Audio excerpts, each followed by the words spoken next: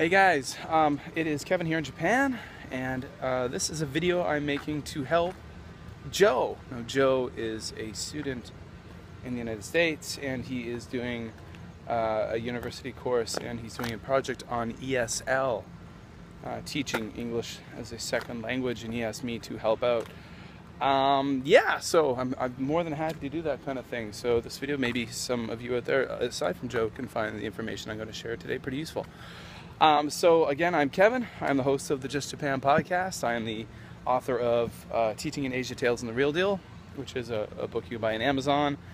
I am a teacher.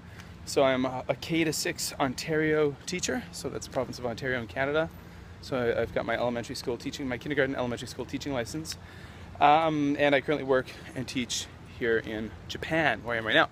But Joe has not asked me to talk about Japan. He has asked me to talk about Korea, teaching in South Korea, because I am also a YouTube vlogger, known as Busankevin, because I used to live in Busan, South Korea.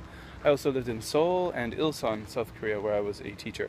So I taught in Korea for about 5.5 years, and I taught all age levels, everything from kindergarten right up to adults, and the entire time in the private sector. So I never taught in public schools.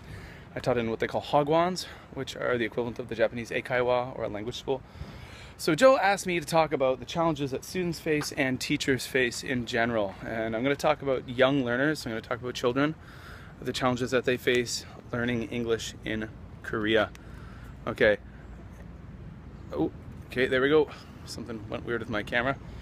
So first of all, I guess, and I'm going to jump around a lot here, but I think that young Korean learners, and I'm just going to think of kind of the typical elementary school age language student, the first thing that they are going to face, which is a challenge for them, is societal pressure. In South Korea, the pressure to succeed in education is everything. It's paramount. It's unlike anything that an American or a Canadian could ever possibly fathom or relate to in any way, shape, or form. Education is what makes you or breaks you. And the way education is in Korea, it's all about preparing for tests. It's a very test-driven culture, test-driven, even if not just the education system, the public education system, but even like the private workforce. It's all about tests, taking tests to get ahead. So you're studying information. You're not studying to learn, you're studying to do well on a test. You're not studying to promote curiosity, you're studying, or for the love of learning, you're studying to do well on a test and advance yourself. So there's a lot of pressure on children, even at a very, very young age, kindergarten age, to do very well in English. A lot of pressure put on them by their parents. Parents are always trying to keep up with the Joneses, I guess in that case the Kims. If you find out that your neighbor's son has just enrolled in this really nice school, you can't be outdone by that. If you find out that your child's friend has scored high on very high on some kind of test, you can't be outdone by that. You got to make sure that your child does the same. So there is definitely a lot of pressure. There's something, a type of test in Korea called the TOEFL. It's not just in Korea, but it's called the TOEFL test, and it's a kind of a business English type test. That people have to take that test before they apply for work in companies and whatnot. And they have to score. If they score very well, even if it's a company where they'll never use English, they need to have that test score, the TOEFL test score. They have something called the junior TOEFL for children to take. And a lot of mothers compare scores that their children make. This is not about the children, it's about the mothers in this case. So it's kind of a badge of honor if your child scores high in this test. So you got to put a lot of pressure on the parent, on the child to do well.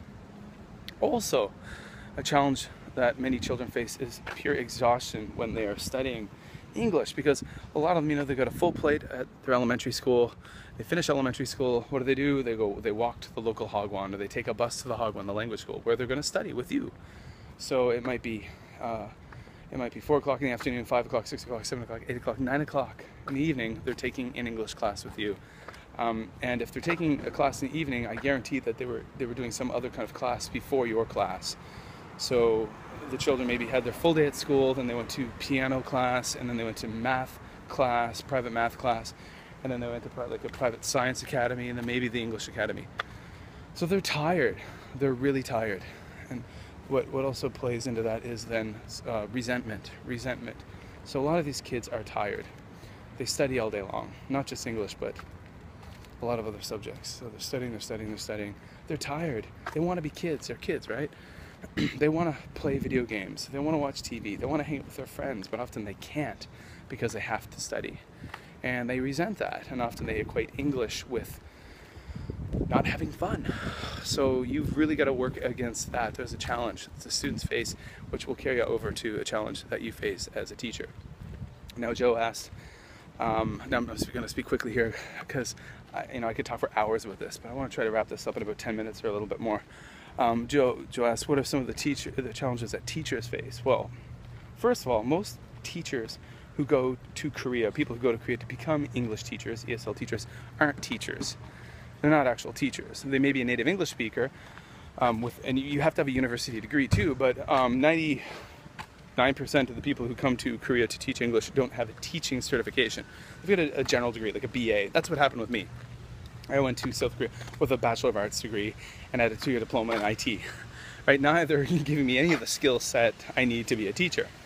But I'm a native English speaker. But therein lies another thing. Just because you're a native English speaker doesn't mean you know how to teach your own language. Doesn't mean you even understand the grammar of your own language. So the teachers who go to Korea are not trained teachers. They don't know how to teach. They have no idea how to teach most. And depending on what school you go to, you might get a bit of job training, but it's very little normally. My first school, actually almost every school I worked in Korea, I got zero training. Literally just thrown into the classroom when you arrive. And they're like, go teach these guys. That's a challenge. I think these days there's a lot of people who are in the States or in Canada, Australia, England, interested in moving abroad. They're getting things like TESOL certifications, they're getting CELTA certifications. That's awesome. That prepares them. I wasn't prepared. And most people are like me. Now, mind you, I was teaching English in Korea. I started in 2002. I finished in 2007. Yeah, so what other challenges we face? You're not trained. Often there's very poor curriculum or no curriculum. My first school I worked at, the first 2 schools I worked at, they had zero curriculum. The first one, they literally had a bunch of textbooks that I think one of the Korean teachers randomly picked up at an ESL bookstore, and they just like divided the pages by the number of classes. So for example, this book has 60 pages. In a term we have 20 classes, therefore we do 3 pages a class. And they just divide it that way. Even if like you're cutting units in half, that's all it was. That was their curriculum. So it was not very good, non-existent. I worked at a school where they're like, Kevin, we have no idea what we're going to teach the kids. Can you go to an ESL bookstore and buy some books? Again, I have very little experience in the classroom. I don't know who the children I'm teaching. I never had a chance to meet them, to do any kind of diagnostic testing to find out what their ability level was. I had to actually like literally just go and buy some books that I thought were good. When it came time to start the classes, I realized the books I chose were too difficult. But they said, you know what, too bad. We asked the parents to purchase these books. They purchased them, you've got to use them. So I had to get through a year with a group of kids with books that were way above their skill level. Other challenges that we face you can face as a teacher. The lack of respect. The kids, for the most part, not always, depending on who you are, but if you're like this young 20-something person coming out of college or university, and you've never taught before, you're going to these hagwons, these language schools in Korea to teach English. These kids might see you an hour a week, 2 hours a week. They don't consider you a real teacher.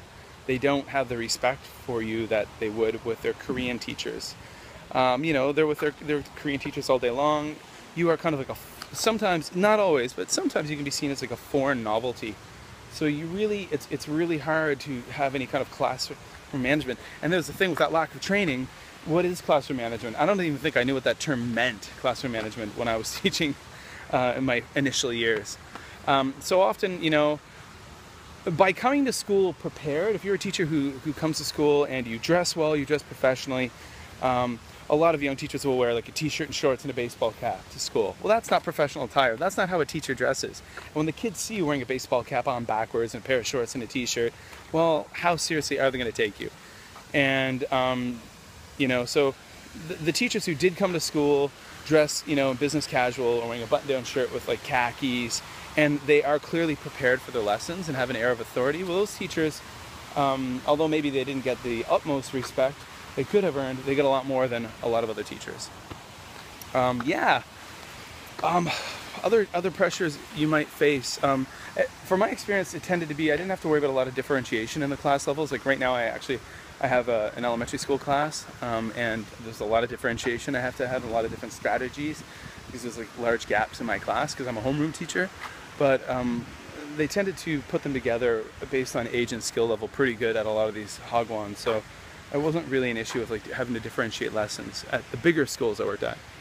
On an opposite note, I talked about one of the challenges being no curriculum. At some schools, I worked at one called CDI for a while, called Chungdom Institute. It's the opposite. They have such an ironclad curriculum, such a strict curriculum in a box you have to follow minute by minute, that as a teacher you have no room for creativity or freedom. So if you are a trained teacher, that can be really frustrating because you have to do what they say. And if you buck it, you buck the trend, or you're like, I don't want to do this, I want to do something else, they'll be like, fine, quit then, or we're going to fire you and we'll find someone else who will. So there you go, Joe. It's a lot of information in a very short time. Again, I could make a million videos about this, and over the years I have made, not a million, but quite a few. So there are definitely challenges that you're going to face. Teaching in South Korea, the kids face a lot of challenges. The kids have more pressure on their shoulders than you could ever understand. Let's just say that, okay? In the Korean society, you can't fathom the pressure that these kids have. It's unlike anything a child really in Canada or America would ever face. I keep referencing Canada because I'm a Canadian. But yeah, so I think one piece of advice I give to all people who go to Korea to teach ESL is please always remember that in the back of your mind, that the kids you're teaching have so much stress and such high expectations placed on their little shoulders that you should cut them some slack. And although you need to run good, solid classes, you also need to remember that and have a little bit of compassion and empathy for them. Well, you should always have a lot of compassion and empathy for your students, especially when you're teaching children. All right, guys, Joe, hope that was helpful. And anyone else watching this on YouTube, I hope that was helpful for you as well. Later.